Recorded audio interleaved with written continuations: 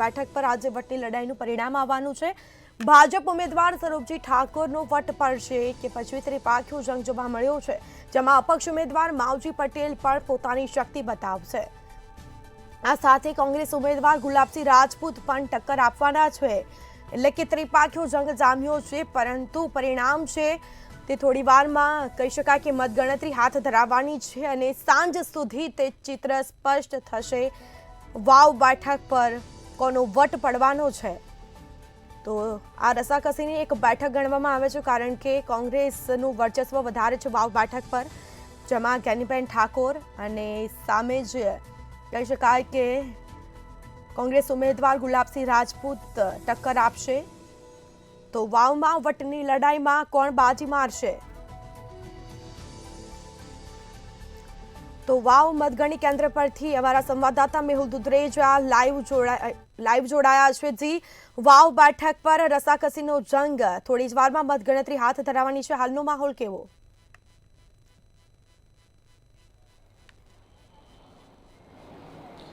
સ્મિતા, જે પ્રમાણે વાવની જે પેટા ચૂંટણી વિધાનસભા માટે જે થઈ રહી છે ત્યારે તેને લઈને જે માહોલ જે છે 13 તારીખે જ્યારે મતદાન થયું 70% જેટલું, ત્યારબાદ મતગણતરીનો આ દિવસ અને આ જે પ્રમાણે જે મોટા મોટા વાયદા અને મોટી લીડની જે વાતો કરવામાં આવી હતી તેમાંથી કેટલા ઉમેદવારો પાસ થયા છે તે જોવાનું રહ્યું।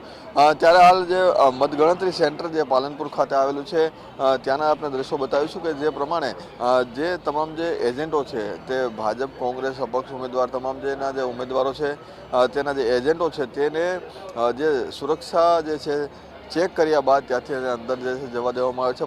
જે એન્જિનિયરિંગ કોલેજ છે ત્યાં જે બંદોબસ્ત છે તે ગોઠવવામાં આવ્યો છે અને સાથે જ જે પ્રમાણે જે અમુક પ્રકારના જે ઇલેક્ટ્રોનિક ગેજેટ જે છે તે અંદર ના જાય તે માટેની વ્યવસ્થા, સાથે મોબાઈલ અંદર પ્રતિબંધ હોવાને લીધે મોબાઈલ લઈને કોઈ અંદર ના પ્રવેશે તે માટેની પણ જે ચેકિંગ છે તે હાથ ધરવામાં આવ્યું છે।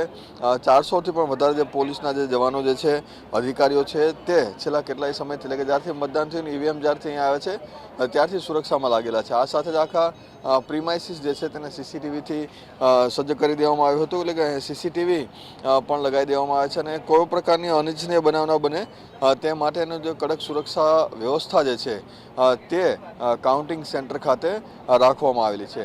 એટલે કે એક પ્રકારે જ્યારે કોઈ પણ પ્રકારની સમસ્યા ના સર્જાય, સાથે શાંતિપૂર્ણ રીતે મતગણતરી થાય અને જે મતગણતરી બાદના જે પરિણામો આવે ત્યારબાદ જે ઉન્માદમાં કોઈ પ્રકારની જે ઘટના ના ઘટે તે માટેની જે વ્યવસ્થા અને ચુસ્ત પોલીસ બંદોબસ્ત જે છે તે અહીં લગાવવામાં આવ્યો છે। જે પ્રમાણે ત્રણે જે મોટા ઉમેદવાર છે ભાજપ, કોંગ્રેસ અને અપક્ષ ઉમેદવાર તેના દ્વારા જે જીતના મોટા દાવા કરવામાં આવ્યા છે ત્યારે રસાકસી જે છે તે જે શરૂ થવાની છે, મતગણતરી જે છે ટૂંક સમયમાં શરૂ થવાની છે, જેના લીધે જે પહેલા બેલેટ પેપરની ગણતરી થશે ત્યારબાદના સમય બાદ એક જે બૂથ નંબર પ્રમાણે જે ઈવીએમની જે ગણતરી શરૂ થવાની છે, એટલે 23 રાઉન્ડની અંદર જે મતગણતરી જે છે તે થવાની છે અને બપોરે 2 થી 3 વાગ્યા સુધીમાં આખું જે ચિત્ર જે છે તે ક્લિયર થઈ જશે। જી મેહુલ, ક્યાંક ને ક્યાંક આ બેઠક છે તે ખૂબ રસપ્રદ છે, કારણ કે કોંગ્રેસનું વર્ચસ્વ ત્યાં વધુ જોવા મળી રહ્યું છે અને ઠાકોર સમાજનું વર્ચસ્વ।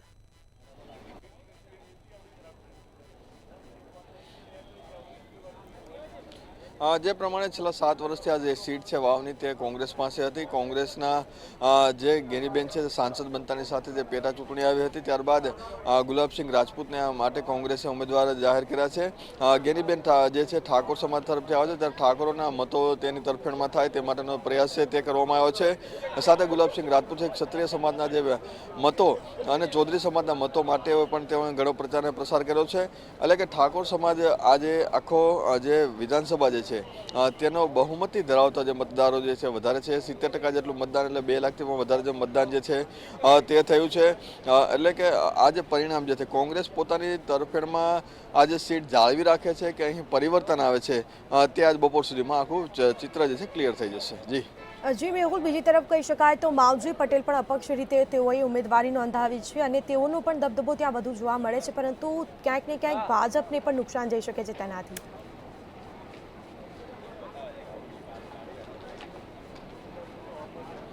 જે પ્રમાણે ભાજપ અને કોંગ્રેસ વચ્ચેની જે લડાઈ હતી તે પૈકી જે 10 જેટલા જે ઉમેદવારોએ જે પોતાની ઉમેદવારી નોંધાવી એમને મતદાન જે પ્રક્રિયા છે તેમાંથી તેઓ પ્રયાસ થયા, પરંતુ ટ્રાયેંગલ જે રહેલો છે તેમાં સૌથી મહત્વપૂર્ણ વાત જે છે માવજીભાઈ પટેલની, કારણ કે ચૌધરી સમાજના જે તેઓ આવે છે અને સાથે ચૌધરી સમાજમાં એક સારું વર્ચસ્વ ધરાવતા છે અને સાથે આજ સુધીમાં 7 જેટલી જે ચૂંટણી લડ્યા, જેમાં એક ચૂંટણી તેઓ હાર્યા છે અને 6 જેટલી જે ચૂંટણી છે તેઓ જીત્યા છે.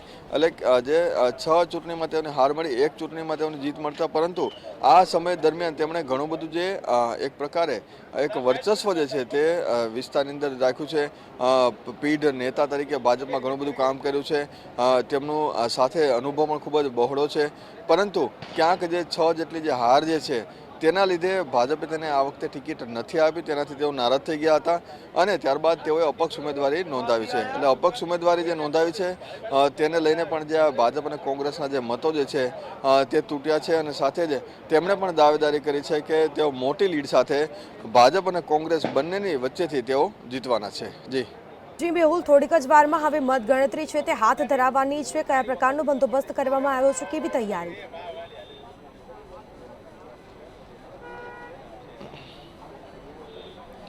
જે પ્રમાણે મેં જણાવ્યું કે જે મતગણતરી જે ટૂંક સમયમાં શરૂ થવાની છે, 8 વાગ્યાનો જે સમય રાખવામાં આવેલો છે, એટલે કે જે એજન્ટો જે છે તેને પ્રવેશ આપી દેવામાં આવ્યો છે અને સાથે સાથે જે પ્રમાણે સુરક્ષા વ્યવસ્થા છે તેમાં કોઈ પ્રકારનો કસાટ ના રહે, ટ્રાફિકની સમસ્યા ના થાય, સાથે કોઈ અસામાજિક તત્વો જે છે તે અહીં એકઠા ના થાય અને સાથે જ જે પ્રમાણે મોટી સંખ્યામાં જ્યારે લોકો અહીંયા આવવાના હોય તો તેની અંદર પણ જો કોઈ અસામાજિક તત્વો અથવા તો બીજા કોઈ લોકો પ્રવેશે નહીં તે માટેની ચુસ્ત સુરક્ષા વ્યવસ્થા જે છે આપ જોઈ મુખ્ય પ્રવેશ દ્વાર છે, જ્યાં પણ તમામ જે લોકો છે જેઓ ચૂંટણી બંદોબસ્તની અંદર આવેલા છે તેઓના આઈ કાર્ડ જે ચેક કરવાની કામગીરી, સાથે જ જે પ્રમાણે તેઓને ફરજની અંદર જે અમુક વસ્તુ જે છે પ્રતિબંધિત વસ્તુઓ જે છે ખાસ કરીને તે લઈ જઈ ના શકે. મોબાઈલ અંદર એલાવ નથી, તો મોબાઈલ અંદરના જે ઇલેક્ટ્રોનિક સાધનો જે ગેજેટ છે તે ના જાય તે માટેની પણ જે વ્યવસ્થા છે તે ધ્યાનમાં રાખવામાં આવી છે. તમામ પ્રકારનું જે ચેકિંગ જે છે તે કરવામાં આવી રહ્યું છે, એટલે કે કોઈ પણ પ્રકારની અનિચ્છનીય બનાવ ન બને, શાંતિપૂર્ણ રીતે જે મતદાન થાય તેના ભાગરૂપે આ જે વ્યવસ્થા છે તે ગોઠવવામાં આવે છે. એટલે કે કોઈ પ્રકારની સમસ્યા ના સર્જાય તે માટેની જે આખી ચુસ્ત કડક વ્યવસ્થા ગોઠવવામાં આવી છે. સ્મિતા.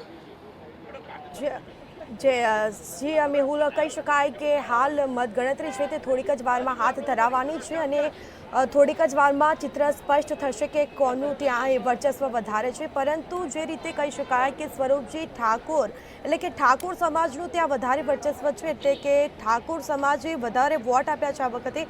ક્યાંક એક્ઝિટ પોલના આંકડા પણ એવા સામે આવ્યા છે.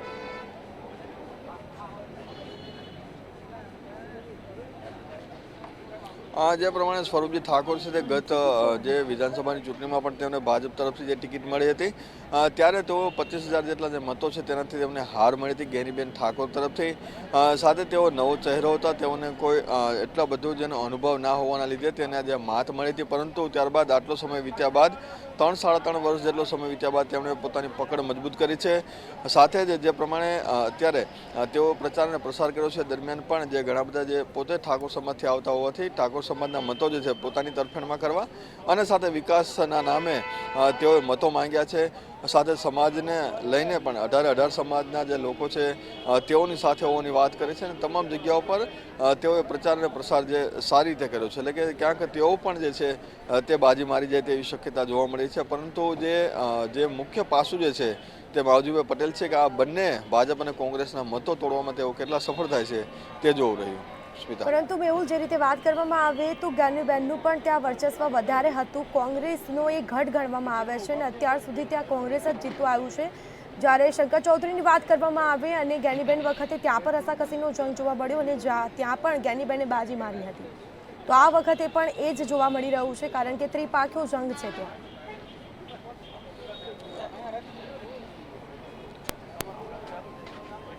આ જે ચૂંટણી છે તે જો કહી શકાય તો બે એવા મોટા નેતાઓ વચ્ચેની જે પ્રતિષ્ઠાનો જંગ છે, શંકરભાઈ ચૌધરી અને સાથે જ ગેનીબેન, આ બંને વચ્ચે જે પ્રતિષ્ઠાનો જંગ જે છે તે કહી શકાય. સાથે જ સૌથી મહત્ત્વની વાત એ છે કે જે પ્રમાણે આજે પ્રતિષ્ઠાના જે જંગની વચ્ચે બંને નેતાઓ કેટલા સફળ થાય છે તે જોવું રહ્યું અને સાથે સાથે જ તમામ પ્રકારની જે સુરક્ષા વ્યવસ્થા જે છે તેને પણ ધ્યાનમાં રાખીને જે બંદોબસ્ત જે છે તે ની સાથે જ બંને જે નેતાઓ કેટલા ખરા ઉતરે છે તે જોવું રહ્યું.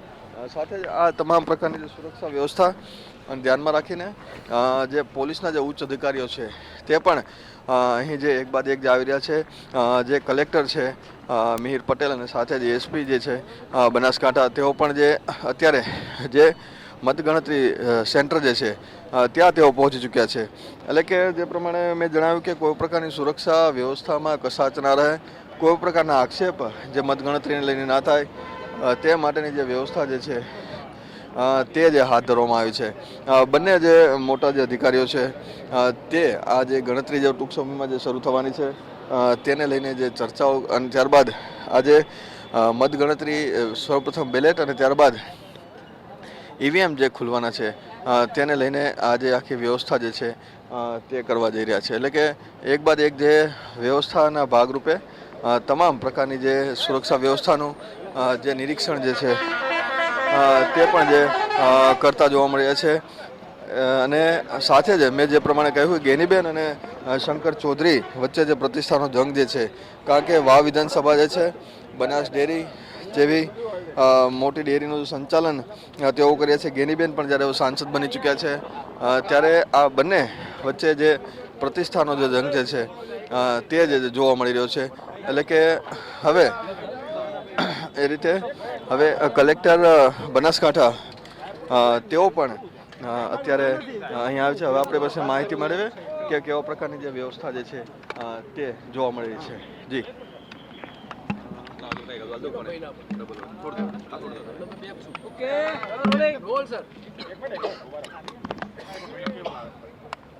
शांति सेट कर ले थोड़ा आगे ले जा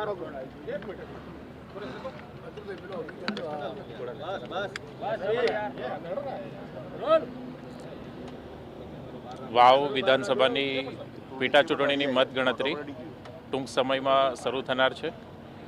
મતગણતરી માટે તમામ પ્રક્રિયાઓ પૂર્ણ કરી દેવામાં આવી છે.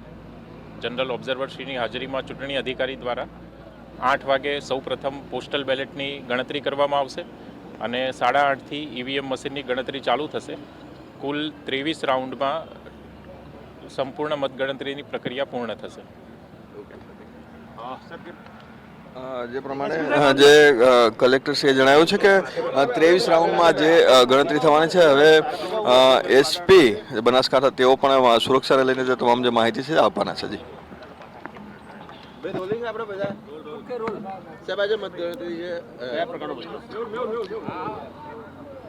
થોડું મને નીચે રાખી દેશો. આજે વાવ વિધાનસભા બેઠકનું જે બાય ઇલેક્શન છે તેને લઈ અને પોલીસ ડિપાર્ટમેન્ટ દ્વારા તમામ પ્રકારની તૈયારીઓ થઈ ગઈ છે.